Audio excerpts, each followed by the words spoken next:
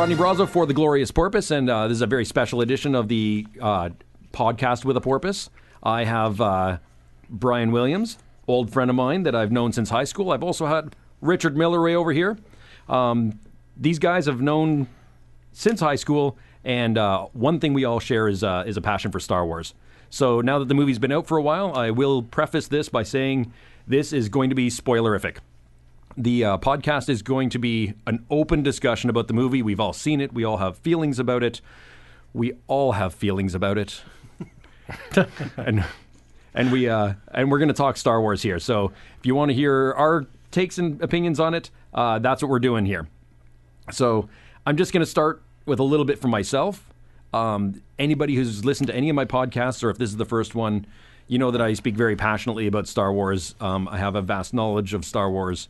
I put knows too much about Star Wars on my resume. So I have a deep, passionate connection for Star Wars. And when I went to go see Force Awakens, I watched the first teaser trailer, the Chewie We're Home, and then I watched the full trailer that was released. And then I did not watch any of the TV spots or anything. I tried to keep it as pure as possible. I wanted this experience to be spoiler-free. I had people at work trying to spoil things for me. I threatened them within an inch of their own lives that not to spoil this movie for me because it just meant that much. I'm very active on social media, and I dropped my social media accounts entirely for the 2 weeks before the movie because I knew that someone... basically, I stopped doing it on the day that the press got to see the movie. So when information was going to start leaking out online and there was going to be the embargo was lifted and they could put pre-release reviews on and stuff, I didn't want to hear any of it. So I shut everybody out. If anybody started talking Star Wars, I left the room. I shut myself down. When I sat down to watch Star Wars with my kids and my wife, that opening crawl happened and I cried. I literally got weepy in the eyes. Did either of you guys get that? No.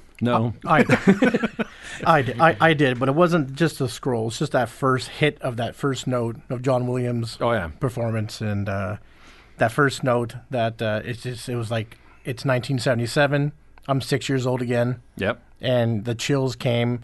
There was a single guy sitting next to me and my wife, and he was sobbing like a baby as soon as that first note hit.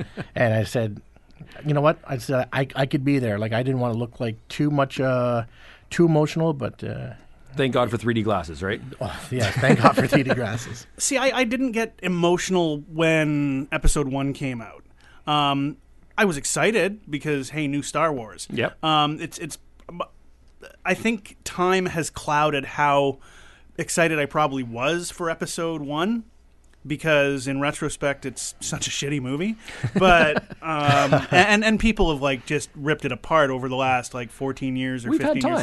time. Okay, so I can't remember if I was as giddy about that movie or anticipated as much as I was with Force Awakens. But Force Awakens has also been in our public consciousness since they first whispered about it like 3 years ago or 2 years ago. As soon as Disney bought, yeah. And there has been like so many teases from JJ, little notes and little videos and little pictures to try and ramp up that anticipation leading up to the actual release. Never before with a Star Wars movie. Yeah. Well, I think the big reason is Episode 1, you weren't expecting to see the original 3 cast members. It was fairly fresh. Like it was fairly fresh, so you knew everything was going to be new characters, new look, new feel. Yeah. Whereas this one, you knew just from the teaser trailers that we were going to see Harrison, Carrie, and Mark. I got a little emotional during that first teaser when Chewbacca and Chewie, we're home. And Han Solo come around the corner, and then is like a Chewie, we're home. I spent and when hours. He said that, see, and that carried that a lot. Gave me chills. But that carried a lot less weight for me when I saw it in the theater because I'd already seen it in the trailer. And that's why I avoided spoilers because I wanted to avoid some stuff. Yeah, but you know what? I saw you like go off the grid. I did not. Yep. I just I was actually surprised at how respectful. Yes. Many people were who had seen it. Yep. That they didn't post anything about. They just say movie was great. More to come, like after the embargo or whatever. Even the press. Mm-hmm. The first review I read about it didn't give away a single plot detail. It just praised the cast and crew and the producers and all this on putting together a really fun movie without really giving any details. So I didn't really get any spoilers. Yeah. I managed to avoid them without going offline like you yourself did. And I'm happy to hear that when I was blacking out that other people were not spoiled. Yeah. That that there was that respect for it. And even though people at work were trying to spoil things for me, they were doing like the joke spoilers. And this is, I'm going to repeat again, we're getting into spoiler territory right now. I had a guy at work that I work with, Graham, just seemed to find some sort of pleasure in teasing me. But then he said, he told me that Chewbacca died. And he kept making up these fake spoilers. Some of them like silly, like the Jar Jar's Jar Jar's a Sith and all this. The problem with Chewbacca dying, I thought they were going to do it. Yeah. I honestly thought that Chewbacca was going to die in this movie because they said they've been hinting that. Well, he died in the expanded universe. In the expanded universe, they hinted that they were going to, that the expanded universe, while not canon, they were going to draw upon some of its finer points. And probably one of the most impacting things that happened in the novel series in the expanded universe was when they killed off Chewbacca. It spawned a story arc for Han Solo. Like there was a whole lot going on there, and I thought they might play on that in this new movie. And I really thought that they might kill Chewbacca. The problem with him joke spoilering it is that by saying that, I knew it didn't happen. Because I knew the stuff that he was doing, the joke spoilers that he was throwing at me, were all completely, just being stupid. Yeah. Like R2-D2 is going to turn out to be gay. And it's like, does he have a gender? The only thought he already was. Only spoiler I ever saw on Facebook was a cool friend of ours from bowling, and he posted, it said the opening credits of episode 7, and they actually scrolled the opening credits of the actual writing, and it showed just BB-8 rolling across the sand, and all of a sudden Jar Jar pops up and goes, "Misa back!" And you hear all the audience booing and stuff, and it was all done well. That's Yeah, awesome. it was a little joke spoiler. Little joke spoiler, yeah. Yeah. And I tried to keep things as pure as possible, and I think that impacted my emotional response, especially when I was there. I was sharing this experience with my children. We went Christmas Day. So it was like a full week after the movie came out that I was going to go see it. And everybody was kind of surprised that they know me. And they were like, "You're telling me you haven't seen this movie yet? It's been out for 17 hours. How have you not seen this movie twice?" Like, because they just knew who I was. But to see it with my kids was kind of sharing that with them. Leading up to Christmas, we watched all the movies in the machete order, of course. And we watched them all in order so that we could be ready for this movie and see what we're going to see. So that's where the movie really had an emotional impact. It was kind of a nice moment. My wife was holding my hand while we were in the movie, and then it happened. The emotional peak of the movie, and you almost see it. You see it coming. They're like, "No, they're not going to do." He's setting it up. "Oh, I'm so torn, and you have to help me decide which side to land on." Speech. And then he fucking kills him. I think I broke my wife's hand. I was just like, I think the single guy sitting next to me, I think he wanted to reach over and hold my hand at that part. Because if he thought he was a mess at the opening credits, at that scene, he was literally shaking, sobbing. And that moment, I thought that moment proved to me that JJ had some respect for the franchise because he was being serious. He wasn't putting on another fluff film where we're just going to take up the Skywalker family and prop them all up and go, "Hey, look," and show some special effects and move on. He wanted this to be a story. He wanted something to be of value. I'm not going to say that the moment didn't move me because, yeah, Han dying. But, again, without having seen any spoilers, Harrison Ford's been very vocal about, And at one point, he actually asked. Yeah, like in Return of the Jedi, he asked them to write him out. Yeah, he didn't want to come back for Empire. That's why he was frozen. Empire, that's why he was frozen because they didn't know if he'd come back for the third one. So he's never had. I don't think that Harrison has never had the the appreciation for the franchise or the fans the way that Mark has had or Carrie has had. So that being said, it was still nice to have him back. Yes. But because it didn't take a Jedi to know that he was not going to walk off that catwalk alive. And why the hell does the Empire have all these freaking catwalks with no handrail? They have not invested enough of their infrastructure into a railing system. They spent their quadrillion billion-dollar budget on the planet-sized planet-sized on Star Killer. And while we're on that, I want to transition over to that because I got one thing to say. This is something that's crept up after the movie came out, and everybody's like, "God, awesome, awesome, awesome." Then you start getting like, oh wow, another desert planet, and wow, another snow planet, and it's like, to all you people that were like, oh, it's so derivative of the original trilogy, and it's all like ripping off Lucas, and it's all unoriginal. Lucas is the most unoriginal fuck walking the planet. Every planet in his universe has a single climate. Everything. There's no equator. He came up with a great story, and the reason it was such a great story was because it had already been done in Flash Gordon serials and by Kurosawa. Yep. Everything he did in the first Star Wars movie was cribbed from other movies, and he got them all together. He took the best ideas from all this stuff that he loved, that he was a fan of, and he put them together. And the stormtroopers are just Nazis. He made something out of different parts. Yeah. And nothing was really hugely original. Nope. It's the most basic story it's like cooking. of a hero comes from nowhere, Yeah. rises to the challenge, defeats the evil, and then continues on his way. It's the most basic story, and he did great with the first one, and I love the two that came after it. But to just beat the shit out of JJ saying that he stole everything.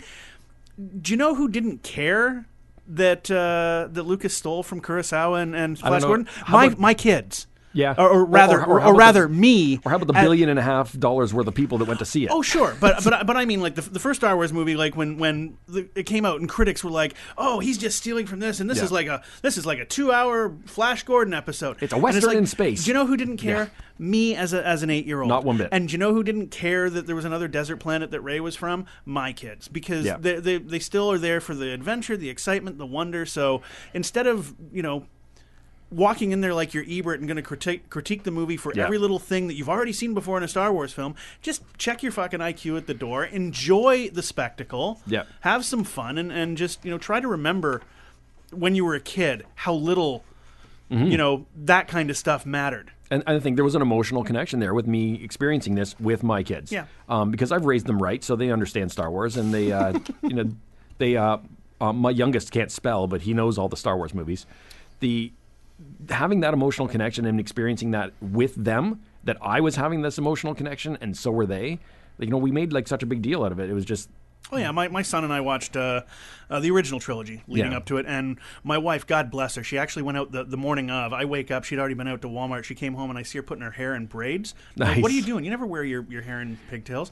And what she'd done is bought these like little foam bun things. Nice. So did you wrap them around? She wore her hair out as Leia, like just with the side buns. Just nice. We're all wearing Star Wars T-shirts. Like it was a family event. Mm-hmm. It was more about that than and we went with a buddy and his wife and kids as well. So there's like a whole menagerie of us going out, all wearing Star Wars shirts and just going out to have a good time. So yeah, it's a nerd. It's totally, but it's an experience. And my she nerd, but just an experience to be shared. Yeah, and that's the thing is there was two people sitting in my seat that day, because there was me who has a movie background and film critic and all that kind of stuff, and so yeah, I wanted to get into some of the technical.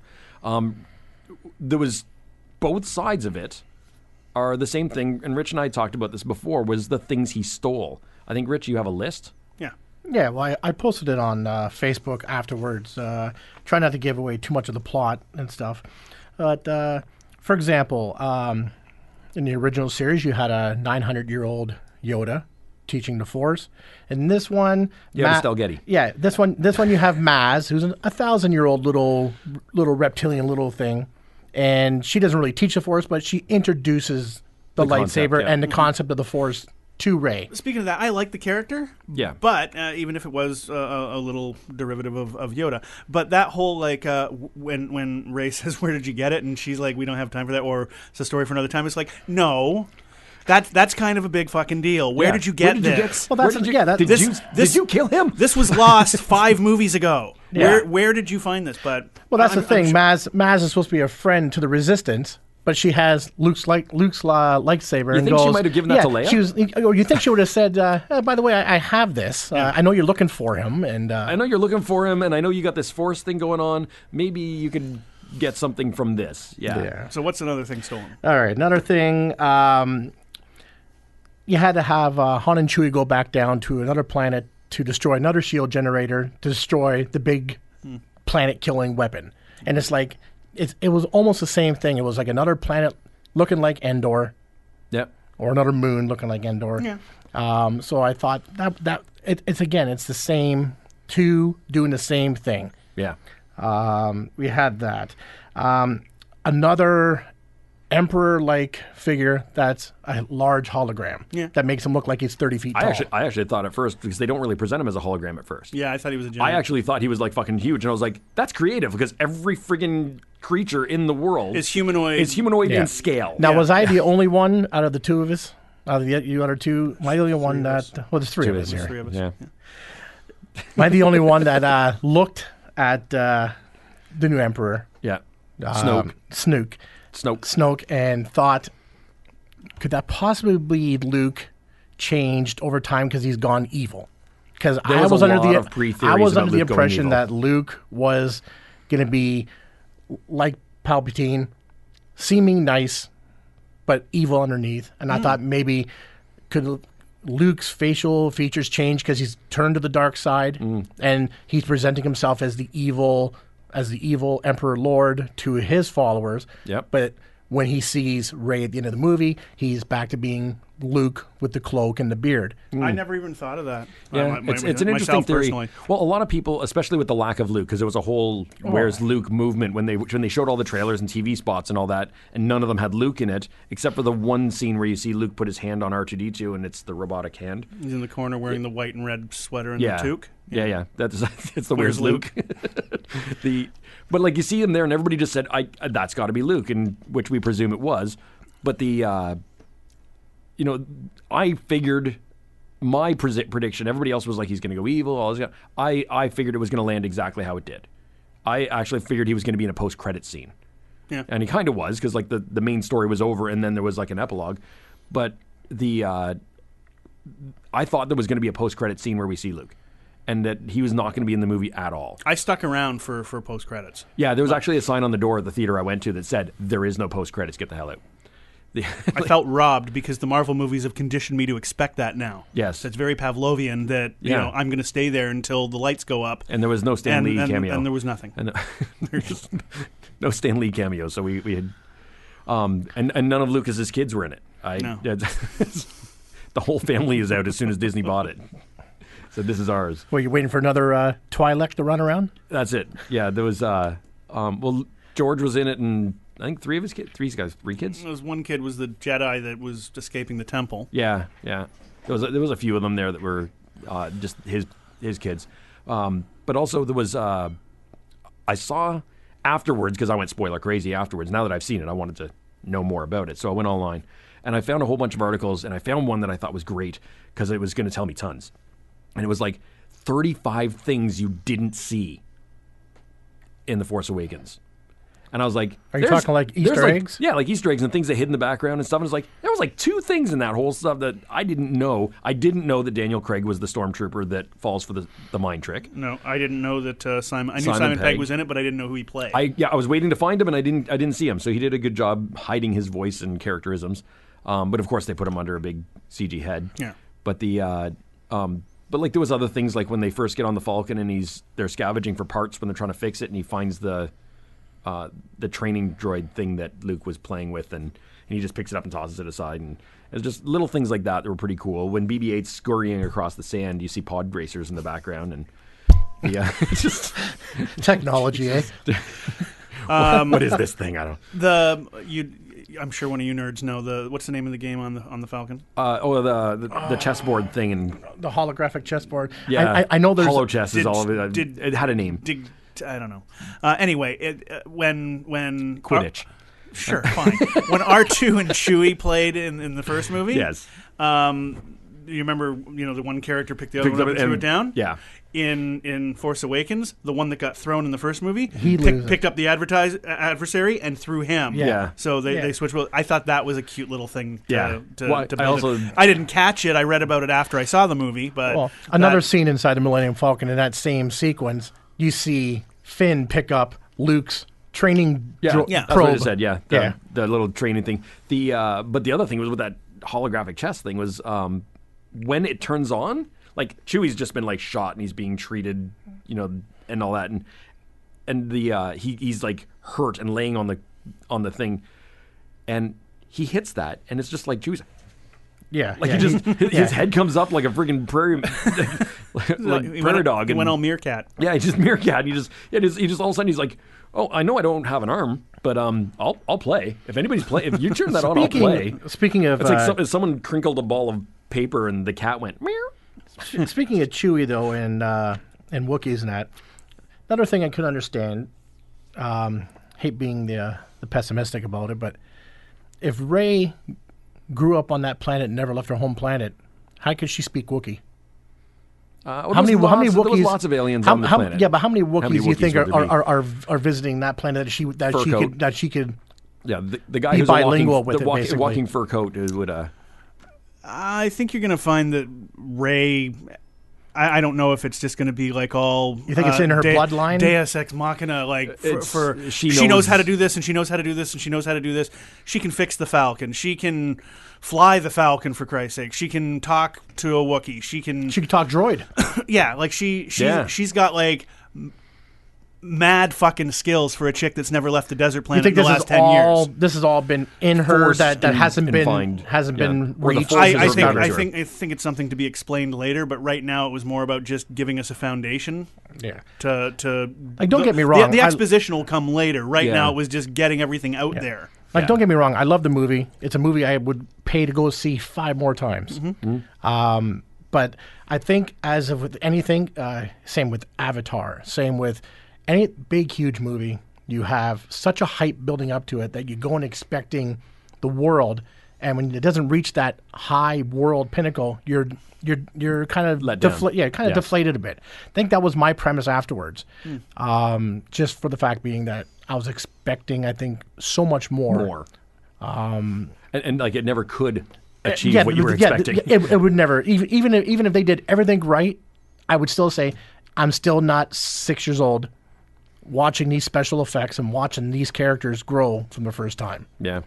There was a few things that I kind of, in reading some things online and some fan theories and other kind of things, I find that a lot of it is explainable. Like they say, like, how did, a scavenger and a stormtrooper who was a janitor, how did they beat Kylo Ren? Mm-hmm. One, I don't think Kylo Ren is as trained. Yeah. As we're maybe led to believe. Well, he's got some force powers that you've never seen. Like he stopped a laser. He didn't deflect it. He just stopped it. Yeah. He pulled. I was gonna say he pulled people instead of pushing them. Pulled thoughts out of their head. We hadn't seen that kind of control over the force. But at the same time, he's so undisciplined. Having his little emo tantrums, whenever shit doesn't go his way. And did anybody think it was Joey Ramone playing him when he took off his mask the first time? I thought it was JP from Grandma's Boy. Put the mask on. Yeah, honestly, that is one thing. I honestly think that's one thing that might have saved the character for me if they had left his mask on. Really? I honestly, taking the mask off, I think humanized him too much, that the temper tantrums became more infantile. Yeah. If he was having the temper tantrum with the mask on and just pissed all the freaking time, then I could probably say, maybe he gets some of these powers from being angry all the time. Like being, that's the dark side is eating him up and he's always conflicted and that's why he's got these certain abilities. But then when he took a mask off, it humanized him. I thought it was a nice juxtaposition that whereas Vader had to wear a mask. Yes. He clearly does not have to wear a mask. He's doing it as an homage. Yeah, because I'm going to do what you did. Also, really bad role model. He's like, I'm going to finish what you started. And Vader's like, dude, I gave that up for a reason. I found redemption. I found redemption, and it was pretty cool. My ghost is younger now. clearly- it kind of killed me, my redemption. Yeah, Kylo's clearly choosing to ignore the entire third act of Jedi.